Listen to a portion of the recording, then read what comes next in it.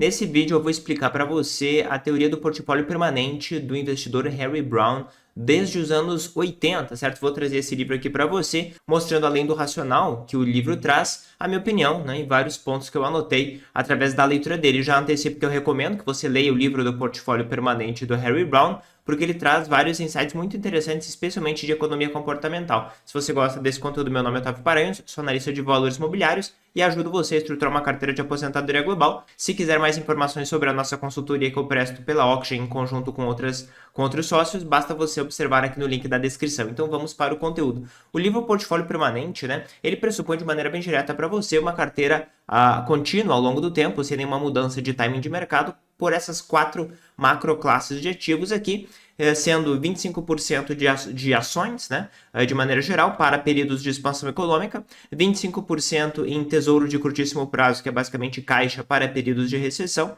25% em ouro para se beneficiar em períodos de inflação e 25% em tesouro longo. Na prática, aqui ele se refere à renda fixa, ele especifica de maneira bem detalhada no livro que se trata de títulos públicos pré-fixados de longo prazo, acima de 20 anos, do país que você estiver, no caso aqui é os Estados Unidos, para períodos de deflação. Então, o portfólio permanente do Harry Browne, ele pressupõe essa divisão equânime, né, entre essas 4 macroclasses, sendo 50%, portanto, em renda fixa, sendo 25% em commodities e 25% em ações. Quando nós observamos o retorno de longo prazo desta alocação desde 1871, ou seja, em 154 anos, ele gerou um retorno nominal em dólares de 5,84% ao ano, o que equivale a um retorno real acima da inflação de 3,64%. Por isso que chama atenção, né, o fato de ter entregado um bom retorno ajustado pela inflação, especialmente ajustado pelo risco, conforme nós veremos, né. Ele mostra que além do resultado, né, de longo prazo, ajustado pela inflação ou não, ele mostra, comparando, por exemplo, com uma carteira muito comum nos Estados Unidos, que é de 60% em ações, 40% em renda fixa, que seria uma carteira básica multimercado, a gente observa que uma carteira básica multimercado, nesse período aqui, né, que ele analisa no livro de 1971 até agora, né, ele teria, no caso uma carteira como essa, teria tido um mau desempenho no começo por causa do aumento da inflação nos Estados Unidos, que aconteceu nos anos 70 por causa das 2 crises do petróleo que aconteceram, e também aqui nos anos 2000, a gente sabe que os Estados Unidos, especialmente na parte de ações, passou por 2 grandes crises no começo ali dos anos 2000 e, portanto, embora tivesse sentido um bom retorno, uma carteira de 60% em ações, 40% em renda fixa no período ali dos anos 80 e dos anos 90, ela não foi sempre muito consistente. E justamente o livro que defende o portfólio permanente do Harry Browne, ele mostra justamente nesse período que haveria uma consistência bem maior de retornos, sempre ali por volta dos 4% ao ano, em praticamente todos os anos, no período, isso aqui é ajustado pela inflação. Veja que na média ele fica muito próximo desses 4%, entre 3% e 5% ajustado pela inflação. Veja que, obviamente, se você concentra mais em ações, nesse caso aqui com uma carteira de 60% em ações, você teria a possibilidade de ganhar muito mais, né? Aqui 10%, 12% em determinados períodos, acima da inflação, mesmo tendo 40% de renda fixa na sua carteira, tá? Veja, portanto, que nós não estamos buscando uma excepcionalidade de retorno, mas sim muita consistência com essa alocação aqui do Harry Browne do portfólio permanente. Inclusive, quando nós observamos por prazos, né, no caso aqui de 1972 até 79, aqui na primeira coluna você observa todos os retornos ajustados pela inflação que essa carteira teve, né? Então 5,7% ao ano, depois 4,7%, 4,3% e 4,2%. Quando a gente compara com outras carteiras que têm mais ações, até que têm menos ações, a gente observa uma variabilidade muito maior desses retornos, então uma inconsistência maior, embora sim em determinados períodos, carteiras que têm mais ações tenham rendido muito mais do que uma carteira que tem apenas 25% em ações, que é a carteira do portfólio permanente do Harry Browne. Agora passando para a análise do conteúdo do livro propriamente dito, além da proposta direta, né, da alocação que ele propõe, eu gostaria de trazer vários pontos que me chamaram muito a atenção neste livro aqui do portfólio permanente do Harry Browne. A primeira delas é que já no começo ele traz 16 regras, né, que são como princípios de investimentos que eu achei praticamente todos muito válidos, tá? Então eu vou passar rapidamente aqui por vocês, porque nós temos outros tópicos aqui, né? Então, primeiramente, né, ele afirma que a sua carreira proporciona a sua riqueza, o que eu acho que faz sentido, né? O que enriquece é o trabalho e não é apenas aquilo que você conseguir no mercado financeiro. Outro ponto bem interessante, né? Ele defende que você não pode presumir que você consegue recuperar maus investimentos. as pessoas muitas vezes desempenham mal em bolsa de valores por diversos motivos e acabam querendo arriscar mais para tentar recuperar o prejuízo. Isso é uma péssima ideia, né? O terceiro item, reconhece a diferença entre investir e especular, é basicamente aqui defender um investimento de longo prazo. Também ele defende que você não consegue prever o futuro e, portanto, a regra 4 e a regra 5 é que você não pode fazer timing de mercado. Então, a própria carteira do portfólio permanente, ela defende uma exposição contínua e constante ao longo do tempo. É algo que também eu defendo dentro do curso Investimentos Globais, que você pode observar aqui no link da descrição, obviamente adaptando conforme o período da vida do investidor. Não é algo que pressupõe timing de mercado, né? Depois, ele afirma na regra número 6, nenhuma estratégia funcionará tão bem no futuro como funcionou no passado. Essa regra aqui, obviamente, tem um pouco mais de dúvida, né, sobre ela. Eu, particularmente, não concordo totalmente, porque tem algumas estratégias que decorrem de risco, e simplesmente o risco ele se mantendo, ela tende a funcionar mais por ter um risco maior. Por exemplo, alocar 100% em ações tende a render mais do que uma alocação 100% em renda fixa, porque o risco em ações é sempre maior. Não é porque já foi no passado, será no futuro também, e a expectativa de retorno tenderá a ser maior em ações. É uma diferença básica de estratégia que pressupõe, sim, maior retorno no futuro, além de ter maior retorno no passado, tá? Ele também defende, obviamente, um investimento bem seguro, conservador, não defende alavancagem, né? Ele defende que você não pode deixar que outras pessoas tomem decisões por você, por isso que ele defende que você invista somente em fundos ou estratégias realmente passivas para essas macroalocações. Ele não defende que você utilize fundos ativos para isso, que também eu concordo bastante.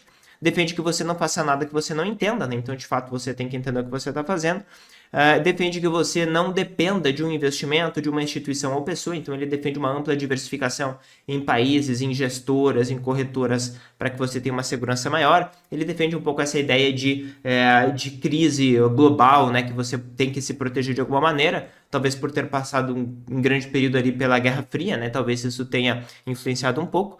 Ele defende um portfólio à prova de balas para proteção, então um portfólio que está em todas as grandes áreas ali da macroeconomia. Ele defende que se você quiser especular, que você faça isso apenas com o dinheiro que você pode perder, o que eu concordo bastante, né? Que você tenha ali uma pequena carteira para você, na prática, poder jogar fora, caso você chegue ali em um investimento um pouco ruim. Eu particularmente não faço isso, eu não defendo que as pessoas façam, mas se for para fazer, que isolem uma parte do capital especialmente para isso, né? Depende que você mantenha alguns bens fora do país em que você mora, que eu acho extremamente válido, né? Mesmo ele sendo dos Estados Unidos. Nos Estados Unidos também passaram por grandes períodos de crises de inflação. A própria crise do petróleo que aconteceu gerou também uma desindexação do dólar ali no começo dos anos 70 em relação ao ouro. Também ele menciona que você tem que ter cuidado com sistemas de evasão fiscal de pessoas que querem evitar pagar impostos e, portanto, eventualmente podem ser autuadas, né, pelo fisco e ter problemas com isso.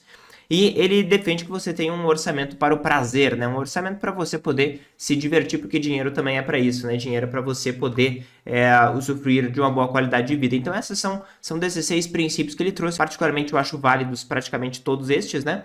Outro ponto também que ele traz agora, indo ponto a ponto, né? Ele é contra TIPS, que são ali os títulos públicos indexados à inflação nos Estados Unidos, e ele afirma, isso aqui é literal, tá? O principal problema é que as TIPS, né, foi concebido para responder à inflação. De fato, é um título indexado à inflação, como o Tesouro IPCA no Brasil. Aí ele menciona que não proporcionarão o aumento de preços que as obrigações nominais, ou seja, os títulos pré-fixados, do Tesouro de longo prazo proporcionarão durante os períodos de deflação. O que ele afirma, né? Para você utilizar a sua alocação em renda fixa, somente em pré-fixada de longo prazo, porque esta alocação é para deflação, né? Não utiliza a renda fixa para inflação. Para a inflação, ele já está utilizando o ouro, né? Ele afirma que apenas o ouro irá proteger você contra a inflação e, portanto, apenas, né, a renda fixa longa pré-fixada permite uma grande proteção em períodos de deflação.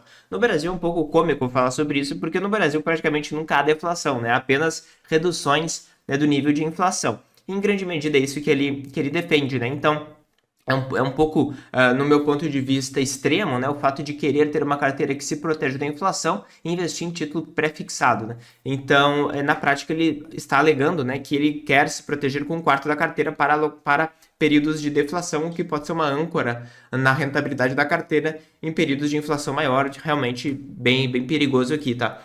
Também ele defende o investimento em ouro na forma física. Eu nem vou me alongar aqui, mas ele utiliza grandes partes do livro para defender e orientar como você pode comprar barras de ouro na Suíça ou na Austrália, né? Então, assim, Para mim não faz muito sentido. Hoje em dia nós temos vários ETFs, ele até menciona, né, os fundos que permitem o investimento de maneira muito mais prática, embora ele defenda que como é menos seguro, porque não está realmente na sua mão, você deveria investir de maneira física. Para mim não faz muito sentido, tá? Também ele defende o investimento em tesouro por títulos individuais, e ele é muito crítico a fundos. Ele faz uma grande comparação e analogia, né, com fundos ativos. Ele afirma que a preferência sempre é por fundos passivos, o que eu concordo bastante, mas ele defende de maneira predominante o investimento sempre em títulos individuais de renda fixa, tanto na parte do caixa, como na parte também do tesouro pré-fixado de longo prazo, tá? Para mim, também isso aí demonstra um pouco de ineficiência, porque uma hora os títulos eles vão vencer, você vai ter que pagar imposto sobre eles, o que pode permitir uma ineficiência bem grande no que se refere ali à sua tributação e à redução da sua rentabilidade, tá? Fundos permitem justamente a manutenção do perfil de risco que você busca justamente ao longo do tempo, né? Então, para mim não faz muito sentido, mas enfim, é uma abordagem dele, né? Além disso, ele não mostra cálculos de redução da rentabilidade por gasto tributário na recomendação de rebalanceamento. Então, ele recomenda assim que você faça um rebalanceamento atingindo determinadas metas, né? Se a sua carteira ela for modificada dos 25% que estão em cada macroclasse para um pouco mais ou um pouco menos, ele recomenda que você venda e que você faça um rebalanceamento. Só que embora ele tenha trazido muitos dados sobre impactos de taxas, impactos de rentabilidade, ele não traz justamente o gasto tributário esperado, né, que você teria mesmo fazendo algumas simulações para o padrão americano. Ele não traz, ele traz somente para alguns fundos específicos. Este fundo aqui, pelo fato de ter ganho de capital maior, ele vai ser tributado em um percentual maior, mas ele não traz para a carteira como um todo. Como que foi no passado fazer este rebalanceamento e aplicar essa tributação, que é particularmente nos Estados Unidos é altíssima. Todos aqueles retornos que nós trazemos para você, eles são retornos nominais brutos sem imposto, tá? Então é importante que você tenha essa percepção de que você vai ter uma redução grande de rentabilidade caso você pague imposto sobre os seus rebalanceamentos, certo? Além disso, né, ele defende uma ampla exposição ao ouro para períodos de inflação e aumento de juros reais. Aqui a gente observa nesse gráfico que eu quis trazer um ponto importante para você. A gente sabe que o ouro, né, ele teoricamente, ele tem uma correlação alta com títulos pré-fixados. Por quê? Porque quando taxas de juros reais aumentam, né, no mundo de maneira geral, especialmente nos Estados Unidos, você tem uma concorrência, teoricamente, com o ouro, né? Porque o ouro ele não paga juros, né? E, portanto, quando você tem uma renda fixa que paga mais juros, que aumentam ali os juros reais, o ouro ele tende a cair, assim como os títulos pré-fixados também tendem a cair para refletir um maior juro nominal, para refletir um maior juro de maneira geral. Então aqui nesse gráfico a gente vê o que, né? Aqui a gente observa de 2008 até 2024 o desempenho do ouro em azul, né? E aqui em laranja a gente observa ali a escala invertida dos juros reais americanos. Então veja, quando essa linha laranja está mais baixa, o juro real ele é maior. Quando a linha laranja ela sobe, significa que nós estamos indo para juro zero ou para juro negativo em termos reais. Inclusive, ali no período dos anos 2020, a gente tinha um juro real negativo de menos 1%. Então, se você tivesse ali tesouro americano, você teria uma rentabilidade de menos 1% ao ano, ajustado pela inflação. E agora a gente sabe que os juros eles aumentaram bastante, então a gente voltou para casa dos 2% acima da inflação aproximadamente. A gente observa que no passado havia uma correlação grande entre estes juros reais negativos e o ouro, né? Ou seja, o ouro aumentava quando havia menos juros sendo pagos pelo Tesouro. Só que houve uma diferença, né, especialmente aqui a partir de 2022, em que, de fato, os juros aumentaram bastante. Então, teoricamente, era para o ouro ter caído, né, porque ele tem que concorrer com títulos públicos americanos, só que o ouro ele subiu. Então, assim, embora sim o ouro ele possa ter essa correlação forte, né, com o tesouro americano de longo prazo, né, para proteger em períodos de aumento de juros reais, como aconteceu e acontece aqui neste gráfico, talvez em alguma medida, né, o que aconteceu no passado em termos macroeconômicos não aconteça no futuro. A gente já está observando isso agora a partir de 2022, quando o ouro aumentou e era para ter caído teoricamente. Além disso, a análise que ele faz é principalmente dos anos 70 para cá, né? E a gente sabe que nos anos 70 teve aquele boom do ouro porque ele foi desindexado, ele estava preso, ele estava em um preço errado, ele estava em um preço que não era de mercado, né? E aquele bom desempenho acabou entrando no gráfico, defendendo ali que você tivesse uma ampla exposição ao ouro, o que não necessariamente será no futuro, porque o ouro não está indexado ao dólar a partir de agora, né? Então esse ponto aqui ele é bem importante também. Então eu particularmente tenho críticas, né, em relação a essa grande exposição ao ouro aqui, por vários motivos, tanto porque o prazo é relativamente curto, né, o que a gente observou nos anos 70 não necessariamente vai acontecer de agora em diante, e a gente já observa uma mudança de comportamento do ouro em relação aos títulos públicos americanos, tá? Além disso, ele defende uma distinção entre o investimento em ouro diretamente e commodities, assim como ele defende uma distinção entre o investimento em ouro e ações de mineração em ouro, tá? Então, embora assim o ouro seja uma commodity, embora ações de mineração em ouro tenham uma alta correlação com a própria commodity, ele defende uma grande distinção, e isso é verdade, né? Quando a gente compara aqui neste gráfico, por exemplo, aqui nessa linha roxa eu trago o índice de commodities e aqui na linha vermelha eu trago o ouro, tá? A gente observa que durante grandes períodos houve diferenças grandes de desempenho, né? Quando a gente observa ali dos anos 80 até os anos 2000, as commodities subiram realmente muito ali, praticamente 800%. Isso aqui somente os índices de commodities, tá? Sem falar das empresas de commodities, que subiram muito mais. O ouro praticamente teve perdas muito significativas ajustadas pela inflação dos anos 80 até o começo dos anos 2000, de praticamente 75%, 80%. E depois aconteceu o contrário, né? As commodities elas performaram pior e o ouro desempenhou de maneira melhor ali, especialmente a partir da crise de 2008. E ele afirma também, principalmente, que o ouro serve para proteção em períodos de crise. E quando a gente observa de fato ali o período da crise de 2008, o ouro caiu muito menos do que ali as demais commodities, especialmente o petróleo. Então, de fato, é parcialmente verdade, né? O que ele afirma que, de fato, são indicadores bem diferentes. Aqui nesse índice aqui que eu pego aqui em roxo de commodities, ele engloba várias commodities, tá? Não só petróleo, não só ouro, mas também outras várias commodities, outros minérios também, e a gente observa essa diferença. Mas, de maneira geral, né, em crises, de fato, a gente observa uma correlação praticamente nula do ouro com o mercado, embora ele tenha algumas pequenas quedas, como aconteceu ali no período de 2020, ele praticamente manteve durante o ano inteiro de 2020 uma correlação muito, muito negativa. Aliás, manteve uma correlação muito próxima a zero, ou seja, não aumentou nem diminuiu em relação ao mercado nesse período, que é uma vantagem.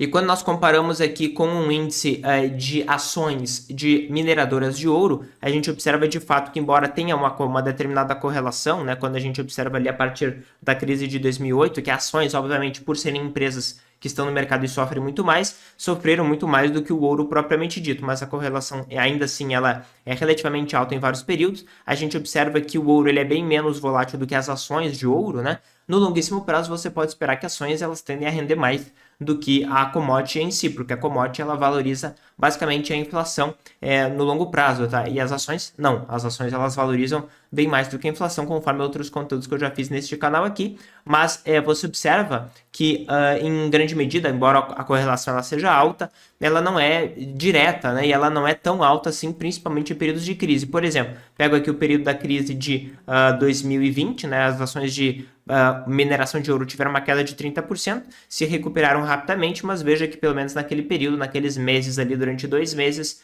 elas sofreram bem mais do que o ouro propriamente dito, tá? Então, só para trazer esse racional aqui para vocês, o que eu particularmente eu concordo. Para aumentar a expectativa de retorno, o ideal seria, de fato, investir em ativos que têm maior expectativa de retorno, até as próprias ações, e não a commodity propriamente dita. Outro ponto que ele bate muito e defende, né, é a defesa do tripé segurança, simplicidade e consistência. De fato, a carteira dele é muito simples, é consistente e é seguro, né, o que faz sentido. Os investidores, de maneira geral, acham, né, que complicar muito será melhor, o que não é verdade. Acabam sendo inconsistentes e acabam arrojando muito, o que também não é muito bom. Então, esse racional dele também é extremamente válido, né? E ele defende taxas baixas, ele mostra claramente como que, de fato, várias taxas mais altas podem ser muito deletérias ao seu capital. Imagina que você investe, por exemplo, com uma taxa de retorno nominal de 10% ao ano por 20 anos, você teria ali, começando com $10 mil, $67 mil aqui ao final desse período. Se você tivesse uma taxa de 0,1% ao ano, que é muito próximo de vários ETFs globais, você teria ali $66 mil, uma perda de $1.213, né? Se a gente aumenta as taxas, por exemplo, uma taxa de 1% ao ano, você já perderia $11 mil praticamente, quase um sexto ali do seu capital, né? Se você tivesse uma taxa de 2% ao ano, que é muito comum, que você pode observar em fundos multimercado, dessas corretoras no Brasil e no exterior muito famosas, né? 2% ao ano, seja por taxa de administração, seja por taxa de performance, você já deixaria praticamente ali um terço do resultado, né? $21 mil, um terço do resultado na mão da gestora e não na sua mão. E uma taxa de 3% ao ano, de fato, é abusiva, né? Você deixaria metade praticamente do capital na mão da gestora. Então ele bate bastante nessa questão de taxas baixas, o que é realmente muito importante. Depois, outro ponto também que ele defende, né, que seja utilizado como renda fixa o Tesouro Longo americano pré-fixado. Só que veja, né, ele defende, toda a análise de dados dele é de 1971 em diante. E o que aconteceu de 71 em diante? Ele começou basicamente um período que as taxas americanas estavam altíssimas, e aí ele faz uma análise mostrando que o desempenho do Tesouro Longo americano foi bom. De fato, foi bom porque as taxas caíram de 10, 12% ao ano para praticamente zero e agora voltaram um pouquinho. Ou seja, durante toda a análise que ele fez, ele basicamente pegou um período de queda de juros, o que permite um ótimo desempenho de títulos pré-fixados, que são períodos de menor inflação, então beneficiando essa classe que ele investiu 25% do capital. Então eu seria um pouco cético, né, em relação à previsão do futuro, porque eu não acho, né, que a gente vai continuar indo abaixo de zero nessa mesma tendência, como nós já estávamos ali nos anos 70 e nos anos 80. Se nós tivéssemos observado, embora não seja possível fazer essa simulação, pelo menos desde 1913, né, que a gente teve um período de taxas muito menores e aumentando, certamente nós não teríamos esse desempenho tão bom, da carteira. Então é um ponto de atenção aqui, né? Alternativas que eu trago para você refletir, né, sobre o racional. Essa daqui é a carteira teórica, né, que você poderia investir através ali do portfólio permanente do Harry Browne. Investindo, ele defende no mercado americano ou no mercado global, ele não defende tanto assim o mercado global, ele defende mais o mercado local em que a pessoa se encontra, né? Então, se a pessoa está na Austrália, ele defende o investimento em ações australianas e da região da Austrália e assim sucessivamente. A gente sabe que o caso brasileiro é um pouco diferente, porque o Brasil tem uma alocação extremamente cíclica, extremamente dependente de commodities, um país muito mais frágil economicamente, né? E, portanto, não faria muito sentido a pessoa concentrar somente em ações brasileiras. Dito isso, ele defende um investimento predominante global ou americano, então aqui 25% em ações americanas. Ele já dá exemplos aqui de ETFs para você investir, então o BIL, né, o BIL, para ETF de caixa, né, que é Tesouro Americano de curtíssimo prazo, o TLT para longo prazo e o GLD para ouro, né, que você consegue alocar dessa maneira conforme essa carteira. A carteira dele performou bem, né, no período de 30 anos terminando aqui em 2024, teve uma performance de 4,36% ao ano, né? No período de 154 anos ele performou 3,64% ao ano acima da inflação, e os piores períodos, né, nos últimos 30 anos, sucessivos de 10 anos, teve uma performance de 0,78% ao ano, o que é baixo, mas ainda assim foi relativamente consistente, né? Quando a gente observa as máximas quedas desde o século XIX, a gente observa que de fato ali a crise de 1929 ele teve uma queda de apenas 30%, o que é muito bom, porque a gente sabe que a crise gerou uma queda no mercado de praticamente 90%. Depois aqui, a partir dos anos 80, né, quedas baixas, geralmente menores de 10%. Apenas em 2008 uma queda de 12%, e em 2022 ali uma queda de 16%, né? Quando a gente pega uma outra alternativa, por exemplo, a alocação do Ray Dalio, né, que é o All Weather Portfolio, que também tem essa predisposição de investir em todas os macro panoramas econômicos, né? Ele investe mais em ações, ele investe mais em renda fixa, ele investe mais em TLT, especialmente, né, no caso aqui Tesouro Americano pré-fixado longo, que se beneficiou mais em períodos de queda de juros, e um pouco menos aqui em ouro e um pouquinho aqui no caso aqui de commodities de maneira geral através do DBC. Teve uma performance superior ao fundo do portfólio permanente, né? Aqui com 5,19% ao ano acima da inflação no período e 4,13% no período de 154 anos. E as piores carteiras aqui nos últimos 10 anos consecutivos também teve uma rentabilidade superior em 1,18% ao ano. Também, obviamente, com quedas um pouco maiores, né? Então, aqui em 2009 ele caiu 12%, aqui em 2022 ele caiu 21%, na crise de 29 ele caiu 37%, as quedas são um pouco maiores, mas com uma expectativa de retorno maior. E também é interessante o período máximo de queda, nesse caso aqui foi de 68 meses, né? Mas de maneira geral são poucos períodos que a carteira ela fica abaixo de zero, né? Outra carteira também para trazer para vocês é a famosa, né, Golden Butterfly Portfolio, que é a borboleta dourada, que seria mais ou menos esse aqui o racional, do Tyler, que ele desenvolve várias carteiras e várias plataformas, né, para análise de carteira, com um racional muito parecido, só que reduzindo a alocação um pouco em ouro, então de 25 para 20, aumentando as ações de 25 para 40, e aumentando a renda fixa aqui no caso aqui, perdão, reduzindo a renda fixa longa, né, de 25 para 20 e a renda fixa curta de 25 para 20 também. Então, basicamente, aumentando a alocação em ações e reduzindo as demais macroclasses. teve uma performance obviamente superior, né, no período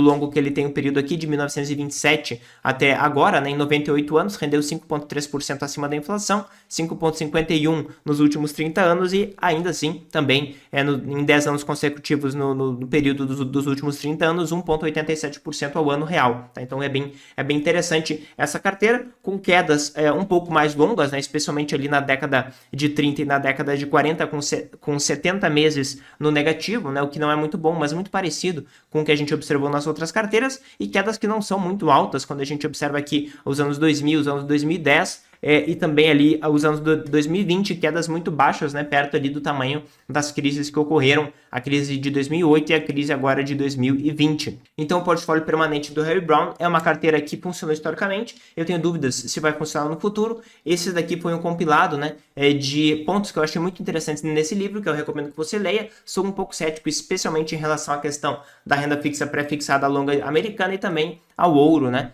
Que não sei se vai necessariamente manter o mesmo padrão que tinha no passado, mas foi um livro extremamente interessante. Se você gostou desse tipo de conteúdo aqui, coloca nos comentários qual tipo de carteira que você investe por macroclasses, para eu saber. Se você se interessa por uma consultoria comigo e com a minha empresa, basta você observar aqui no link da descrição. Nós fazemos reuniões para entender de fato seu perfil em detalhes, entender se faz sentido você ter mais ou menos renda fixa agora ou não, renda fixa americana ou brasileira, qual tipo, com recomendações bem específicas para o seu caso, certo? E se você gostou do conteúdo, se inscreve no canal e ativa as notificações para você não perder nada que eu coloco aqui. Valeu!